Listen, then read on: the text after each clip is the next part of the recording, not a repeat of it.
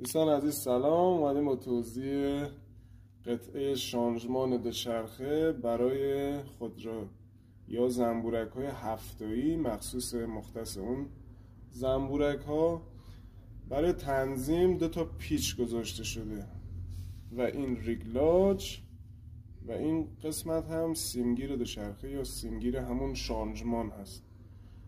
برای تنظیم به قول گفتنی زنجیر روی کوچکترین قطعه زنبورک دو تا پیچ گذاشته شده.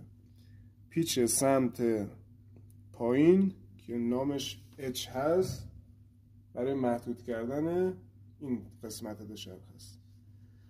باز برای محدود کردن چرخدنده های بالا پیچ این سمتی که اسمش L هست از اون استفاده میشه که این میشه.